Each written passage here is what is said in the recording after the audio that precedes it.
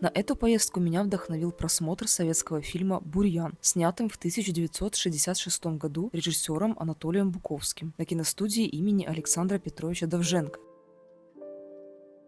События, изображенные в фильме, затрагивают 1900-1920-е года и являются социальной драмой.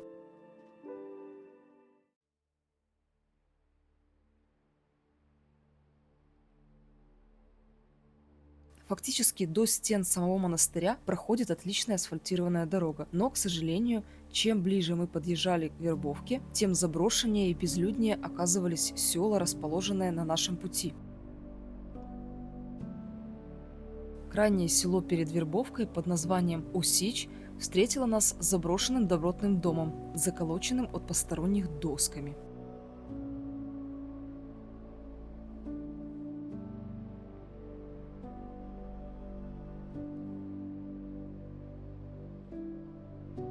Тут же во дворе, рядом с домом, находится колодец, заваленный гнилыми бревнами и ветвями деревьев. На бетонном кольце отчетливо виднеется надпись 1928 року, липня 16 дня.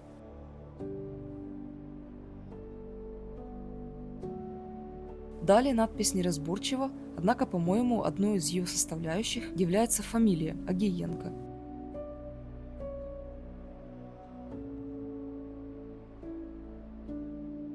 Заснять высеченную надпись одним кадром у меня не получилось, поскольку к колодцу сложно подобраться из-за обилия различного хлама вокруг него.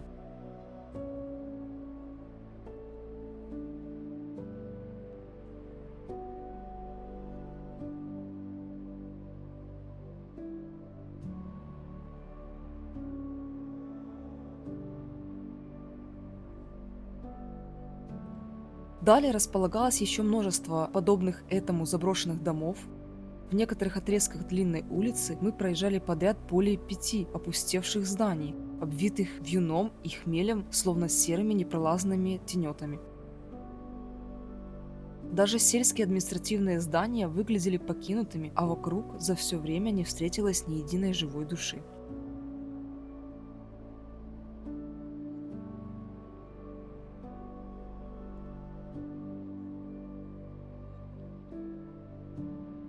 Село Осич возникло примерно в конце 18 столетия в качестве монастырского поселения и получило название, вероятно, от принадлежавшего монастырю леса – Оссечи. Земли под селом принадлежали к Крупицкому монастырю, и селяне в большинстве своем были задействованы в работе на монастырь. Однако с приходом советской власти жизнь села и Крупицкого монастыря кардинально изменилась.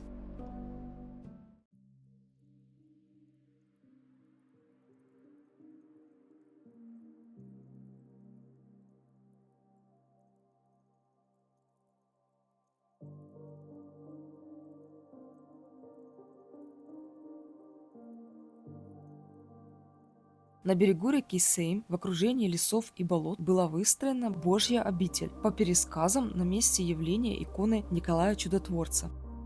Согласно данным из Википедии, монастырь был построен во времена Киевской Руси, а название Крупицкий он получил во время набега монголо-татар, взявших в осаду укрепленную обитель. Голодающие служители, заблокированные в стенах монастыря, горячо молили Господа о спасении, в результате чего с неба начала сыпаться крупа. В храме хранилась серебряная ваза с этой крупой до того времени, покуда постройки монастыря не были разрушены войском Меньшикова, включая колокольню.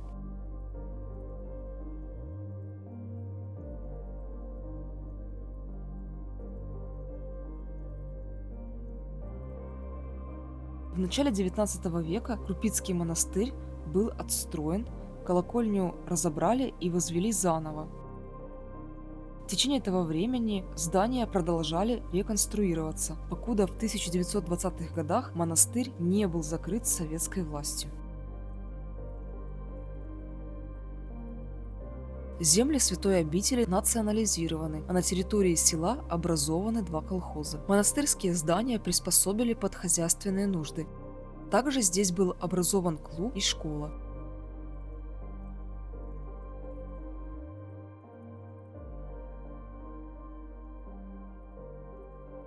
Позднее, в 30-е годы, Никольский собор был разобран до основания, а на месте некрополя и явления иконы Николая Чудотворца организовали скотомогильник.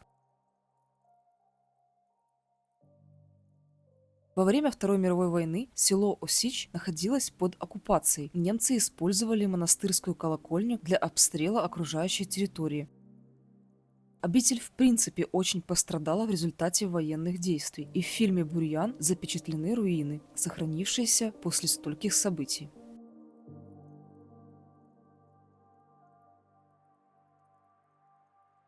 Изначально Буковский планировал производить съемки в селе Обуховка, ныне Полтавской области. Однако развивающаяся индустриализация в виде гидроэлектростанций и относящихся к ним ЛЭП, попадающих в кадр, мешали создавать картину жизни села 1920-х годов. Именно поэтому съемки перенесли в Черниговскую область, где сохранились аутентичные места.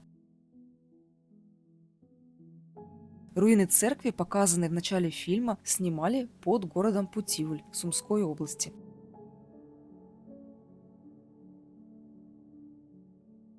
Также режиссер проводил съемку своей картины в селах Головеньки и Новые Млыны Нежинского района Черниговской области, рядом с Батуриным, а еще под Киевом. Жизнь в селе во все времена была нелегкой.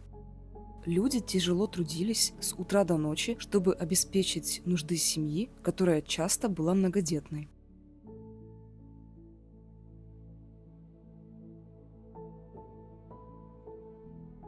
Чего стоит процесс обмолота зерна, показанного в фильме, когда снопы укладываются на землю и зерна выбиваются специальными палицами, цепами. Можно представить, сколько усилий прилагали селяне для добычи мешка зерна. А ведь это только малая часть пути, начиная от посева, заканчивая переработкой зерен в муку на мельнице, прежде чем выпечка появится на столе селянина. С приходом советской власти и образованием колхозов множество людей были не согласны с идеей ведения общего хозяйства. Неудивительно, ведь это означало добровольно-принудительную сдачу добра и живности в так называемое народное пользование, а по сути государству. Фактически у жителей сел прибавилось трудовой повинности, помимо уже существующих забот. Режиссеру успешно удалось передать картину жизни села 1920-х годов, несмотря на то, что фильм снимался спустя более 40 лет с момента воспроизводимых событий. Сведения из открытых источников также сообщают, что жители села Осич и поселка близ Крупицкого монастыря враждебно встретили советскую власть, однако это не спасло их от грядущих перемен. Фильм однозначно стоит посмотреть еще из-за великолепного актерского состава. Роль главного героя Давида Матузки исполняет Иван Миколайчук. В роли персонажа-антагониста, председателя сельского совета Корнея Матюхи, выступает Владимир Волков. Также в фильме участвуют Лилия Дзюба, Федор Панасенко, Николай Гринько, Виктор Мургенов, Борислав Брандуков и другие. В сценах массовки снимались жители села.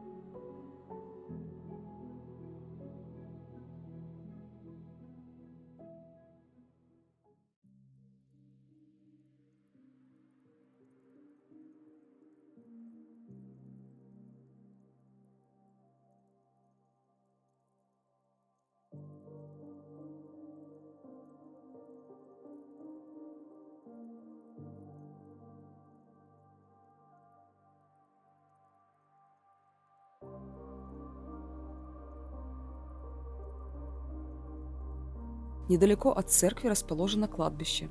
Таких массивных деревянных крестов доселе никогда не видела.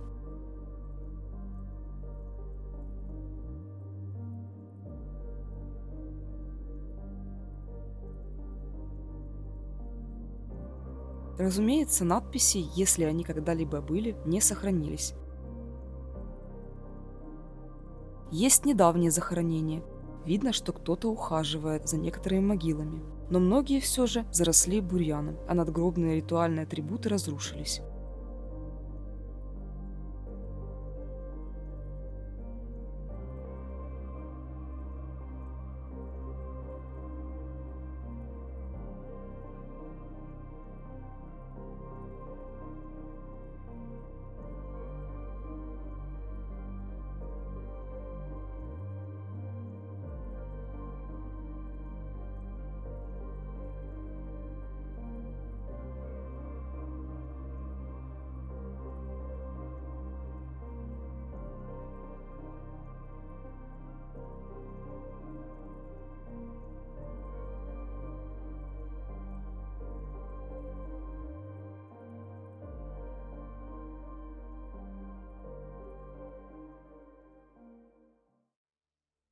К сожалению, отдаленные села обречены на вымирание, поскольку редко тот, кто познал жизнь в городе, к примеру, на этапе получения профессионального образования, захочет вернуть тихий и размеренный сельский быт хотя бы по одной из банальных причин – отсутствие стабильного заработка.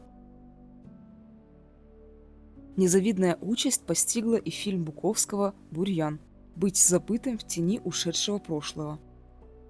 Если при Советском Союзе он не был востребован в прокате, вероятно, по причине выделения малой талики внимания советской пропаганде, а нынче фильм и вовсе будет заброшен как раз-таки по причине присутствия советской пропаганды. Хотя для зрителя, обладающего критическим мышлением, этот момент будет лишь соринкой в глазу.